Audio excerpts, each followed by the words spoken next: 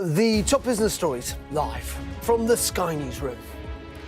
India launches airstrikes on Pakistan in a sharp escalation of tensions between the two nuclear neighbours. The attack comes just hours after the UK and India agreed that trade deal. We'll assess how the risk of conflict could affect the agreement. And Pakistan's finance minister says he's taking robust steps to safeguard the country's economy. We'll examine how the markets are reacting.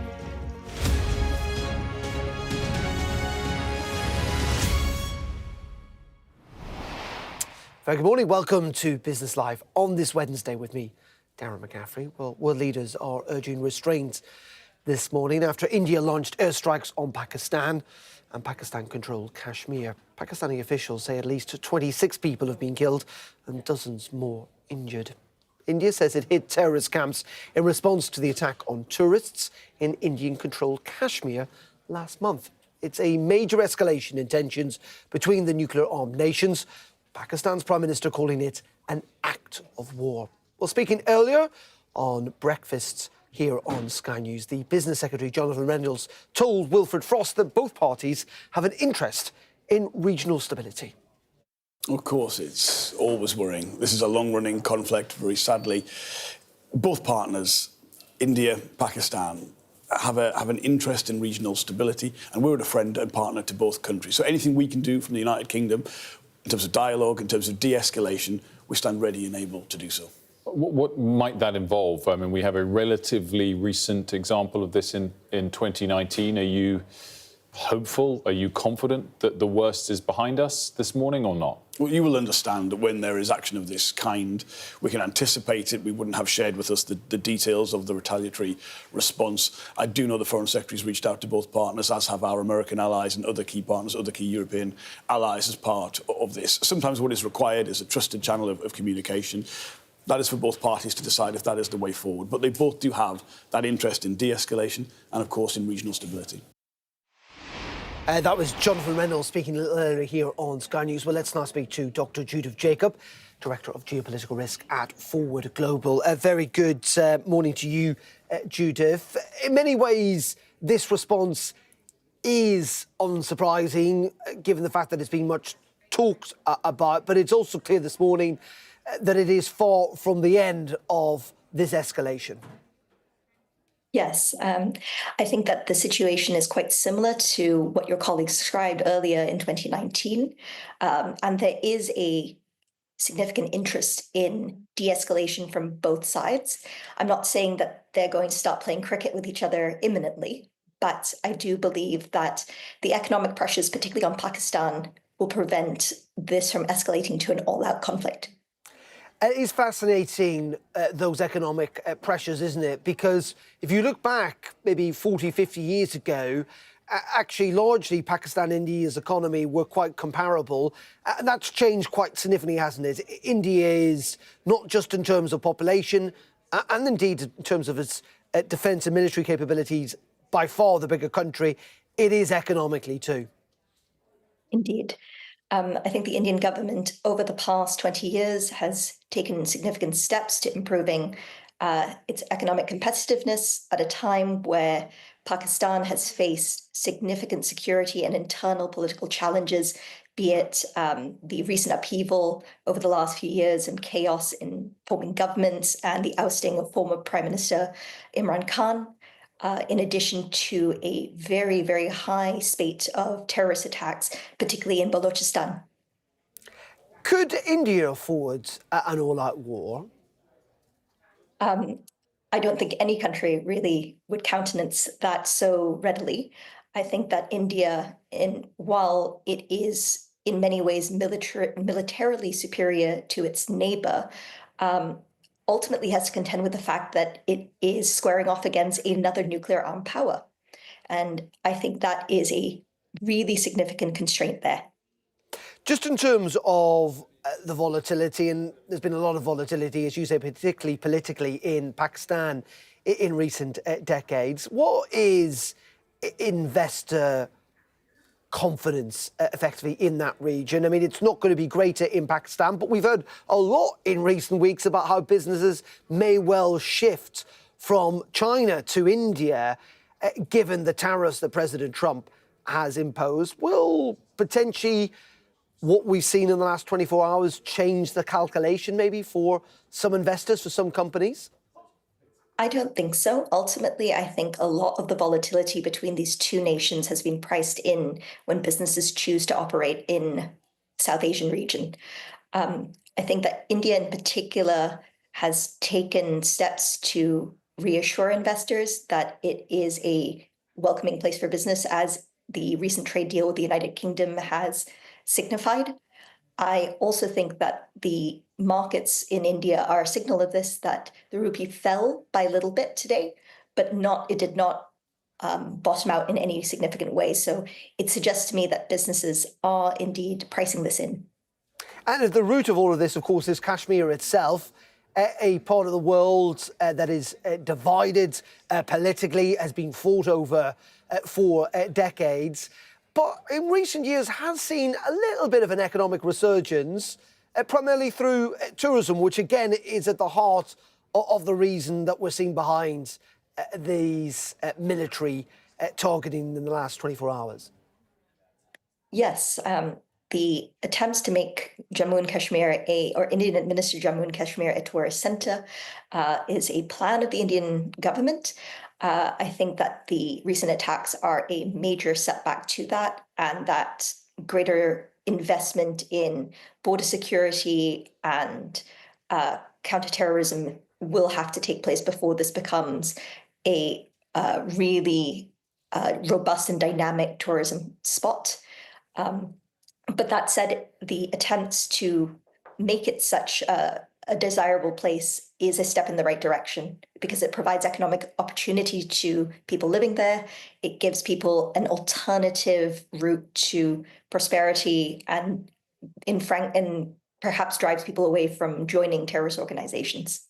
OK, Judith, really appreciate your time this morning. Dr. Judith Jacobs there, thank you. Well, let's speak to Taha Coburn-Cute, who is chairman of the UK Asian Business Council. A very good morning to you. Just first of all, on listening to that interview there, a reflection, of course, that we're talking about, particularly when it comes to India, one of the world's largest economies.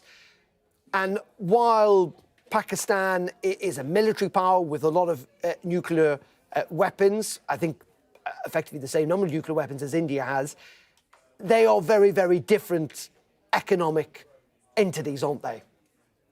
Yes. Good morning to your viewers. Well, India is going to be the fifth largest economy globally in about 3 years' time. So you cannot match the economic power of India and Pakistan. Militarily, India is superior than Pakistan. We all know that, where they stand. Last night's attack shows the capability of the Indian Army and the Indian Air Force. But going back to the free trade agreement that's happened between India and the UK, you can see that our economy is going to boom by about 225 billion pounds, out of which the UK directly will boom by about 4.8 billion. And it is going to increase employment in the UK. Our products are going to be bought by India. Luxury products from UK are going to get cheaper for Indians to buy. It could be in the shape of cosmetics, luxury watches, cars, medicine, all sorts of things, all sorts of products. So that is what I see India taking the edge over Pakistan. Yeah, indeed. And you talk about that trade deal, only signed, of course, yesterday, yet to be ratified, but it is Britain's biggest post-Brexit trade deal.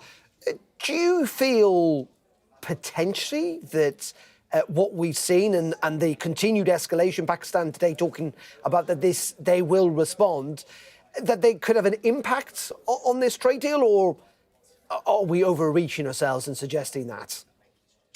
I don't think the incident that's happened last night will do anything to the trade deal, because at this point of time, as a British national, I will say that we, the UK, the United Kingdom, needs this deal more than India needs it, because after Brexit, we have seen where our economy is going. And with having a trade partner like India, which is the largest one of the largest populations in the world, one of the youngest population in the world, and people, their purchasing power is going higher every day. We have seen the number of British vehicles which are being sold in India be in the form of Rolls-Royce or Bentley. I think after China, India is the largest buyer for these two luxury vehicles. So my whole point is that we cannot equate last night's incident to overshadow the deal that is happening. It's taken a long time to arrive where we have with the free trade agreement. India is a tough negotiator, while I think the United Kingdom has got a very sweet deal in the sense, India is a Scotch-loving, single malt-loving nation, and it's going to become cheap for them to buy these Scotches coming out of Scotland and the single malts coming out of Ireland. Yeah, I think I read that. We're going to talk about whiskey in a second, but it's one of the largest whiskey markets in the world. But just on the deal itself, you talk about being a sweet deal, but let's put this into some context here. Sure. Do you think it's been ambitious enough? I mean, it is ultimately going to raise, we're told, 4.8 billion, I think, over the next decade. I mean, our economy runs into trillions. I mean, it's 0.1%. It's not that big a deal, is it? No, it's 4.8 billion over a year. It's 225 billion over yeah, but it's still only 0.1% of our overall economy. Yes, but at the same time, you see that we are getting access to the Indian market, where once we start expanding, once we start getting our companies down there, be in the form of British Telecom, be in the form of a Bentley, be in the form of a Rolls-Royce, India is going to expand 1,000 new airplanes into two of the airlines. Those airlines or those planes need Rolls-Royce engines to go on them. So what I'm saying is, when you look at the forecast, it's only going to increase. It's not going to come down. And India is poised to be a 5 trillion economy in the next 3 years. So where is all that money going to go? UK is a very developed market. It has the best professional services, the best financial services in the world. India is going to benefit out of those as well. Okay, so, and Taha, just before we let you go, just on that point, the criticism that we've seen politically today, we may well hear this at Prime Minister's Question Time in just a couple of minutes, is around this idea of temporary Indian workers not having to pay national insurance here. You're clearly in favour of deal. What would you say to the opponents in the Conservative Party and elsewhere who say that is bad for Britain? Well, at the end of the day, what we need to understand is every pound that they're earning, they are going to pay PAYE on it, which is our income tax. And then every single pound that you earn, they're going to pay VAT out of it. They're going to pay indirect taxes out of it. They're buying gas, petrol. All of those things have indirect taxes, which are benefiting the exchequer at the end of the day. So I don't understand how not paying 3 years of national insurance can, dent the economy so much, whereas you are earning all those indirect taxes. Okay, Taha Coburn, QT, thank you very much indeed, live there for us in central London. Well, we talked about whiskey, didn't we? Let's bring in Jean-Etienne Gorges, who is Chief Executive of the Scottish Whisky Company and Chair of the association. A very good afternoon to you. And I've got a smile on your face this morning. Yeah, good morning, Darren. It has been a great day yesterday. It has been efforts made by a generation of UK government officials and people of the Scotch Whisky Association to have this deal cut through. And India is the largest market in the world in terms of whiskey, and having our brands potentially being much more affordable for Indian consumers is a great news for the entire industry and all the people supporting the industry in the UK and in Scotland. And what does it mean in terms of numbers here? What are we looking at, do you project, in the years ahead? How much of a boost will this be? How many jobs will it create? So last year, it was about £250 million of exports, Scotch whisky towards India. And we hope that with a swift implementation and ratification of the deal, it can go up to $1 billion in the next 5 years. So that's very, very significant. And in terms of job, it will be an additional 1,200 jobs directly related to the Scotch whisky industry, but probably much more indirectly with all the support function, engineering and so on, which are going to be related to that. And the good news is that because Scotch whisky is geographical indications. All the job will be in Scotland, in the UK. So that's great news for the UK and for Scotland. And this is crucial, isn't it? Because as we were just talking about there, the fact that India is already a big market. I think the tariffs at the moment are around 150%. The expectation is they're going to be halved with this deal and potentially going to fall further. Is that right? Yes, exactly. So the first step will be to divide that by 2, so to go from 150 to 75%, and with a long-term view, a 10 years view, to go down to 40%. So which means basically they will be divided by 4 in the coming 10 years, which is an excellent piece of news.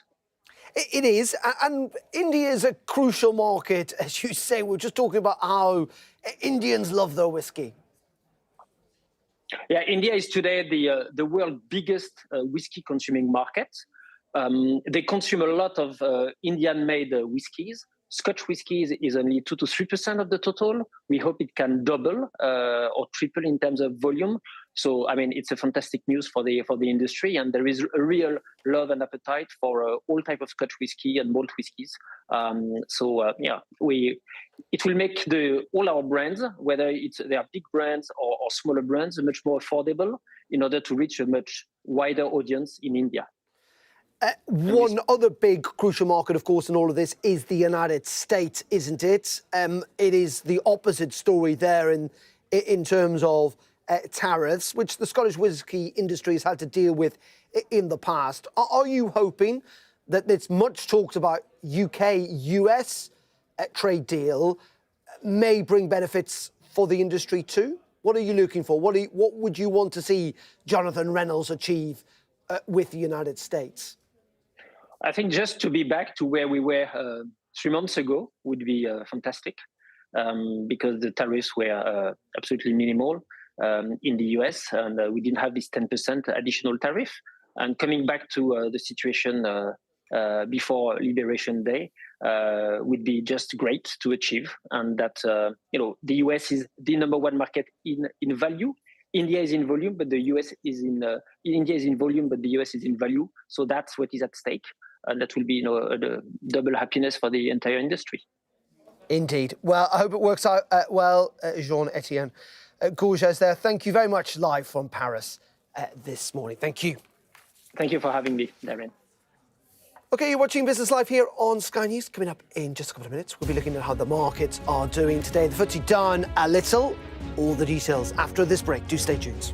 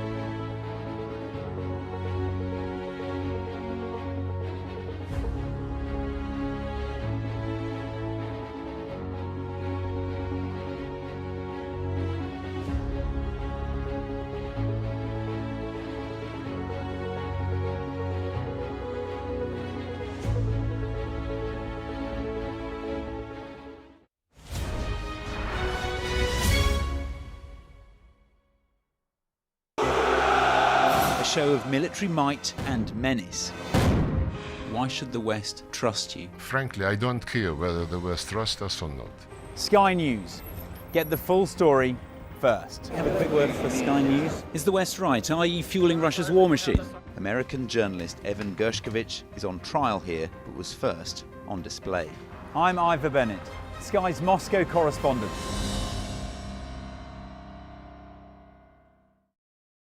This is the game changer seat. Look, it even comes with binoculars.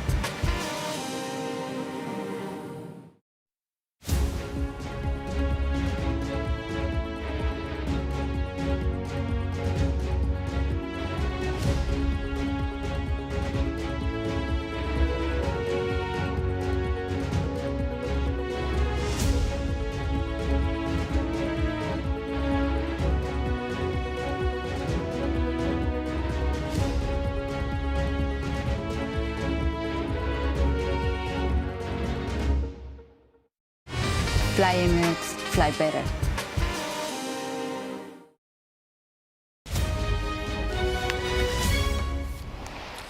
Very much back. Well, let's get more on the markets, how they're doing this morning. Let's speak to Emma Ward from Hargreaves Lansdown.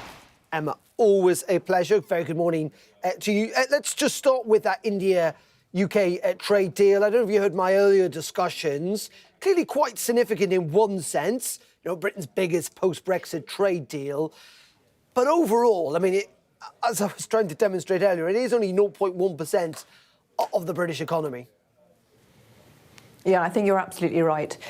What the key thing here is, it may only mean 5 billion to the UK economy, but it does demonstrate, actually, our ability to do these bilateral deals. So this may be the first of many. And I think the really key ones that we should look to now is we've done a deal with the UK and India. Does this mean we can do a deal with UK-US? And of course, the UK is, our negotiators are heading to Washington this week. You know, rumoured talks of actually a conclusion of those, of a trade deal by the end of the week, albeit US is also heading to Switzerland to do a deal with China. But if we're focusing on the UK today, done a deal with India, the US, Canada and indeed the EU will be really key ones. So this will be a flexing a muscle that we've managed to do. Where next, I think, is really key if we're looking to what it means for economic growth and indeed the global stock market. And aside from the politics and all of this, Emma, just like kind of politically, if you like, and I know that's your realm, in the sense that, you know, is this a kind of Brexit freedom in the sense that Britain can now go out and sign these kind of bespoke deals that it wouldn't be able to do, obviously, if it was still part of the European Union? I mean, I know there's a lot of politics around this, but economically, I mean, it is seemingly a benefit. It absolutely is. I should mention that before, even before Brexit, we did have the ability around certain sectors to do deals with other countries. So there were always carve-outs. But in terms of putting kind of UK industry front and centre of any deals, it just becomes less complicated in terms of the considerations when you're no longer part of the EU bloc. But of course, you should balance that argument with the fact that we have lost the ability to do easy trade with our biggest trading partner, the EU, by managing to leave the EU. So there are benefits to being apart from the EU now. For example, our ability to negotiate with the US is far easier, but we have lost that ability to trade as easily with the EU. I mean, if we're talking about trade, though, it would be remiss of me not to mention, you know, as I did, the bigger news, I think, in terms of global economic growth and global stock markets. And that is the fact that, you know, the US is heading to Switzerland at the end of this week to talk with China. You know, the dates don't quite add up in terms of what the US has confirmed and China's confirmed in terms of, is it the 8th, is it the 9th of May? But really, that's what's driving markets this morning. And we've seen S&P 500 futures up on that news, that optimism that actually we could see the beginning of a resolution between the US and China, the world's two biggest economies, currently locked very much in a trade war. Indeed. Emma, as always, a pleasure, live from Bristol. Thank you very much indeed, Emma Wall. Just to bring you up to date with a little bit of breaking news coming into us here from the Foreign Secretary, this in relation to India, Pakistan, as you can see at the bottom of your screen there, saying tensions are of a serious concern and that the UK government is urging India and Pakistan to show restraints. This is what the Foreign Secretary has said in a statement, saying that the current tensions are a serious concern, and the UK government is asking for Pakistan and India to engage in direct dialogue to find a swift diplomatic path forward, since that the UK has a unique and close relationship with both countries. I've made it clear to my counterparts in India and Pakistan, if this escalates further, nobody wins. So that is a statement coming in from the UK Foreign Secretary David Lammy, saying that tensions between India and Pakistan are of a serious concern and are all urging restraint and engagement. Well, of course, we'll have more on that throughout the day here on Sky News. Coming up next, though, it is Prime Minister's Question Time. Undoubtedly, India, Pakistan likely to feature, maybe even that India trade deal too. That is coming up next here on Sky News. No Business Live this afternoon, by the way, because of the conclave in the Vatican, with cardinals gathering to vote a new pope. But do stay tuned for PMQs up next here on Sky News from midday.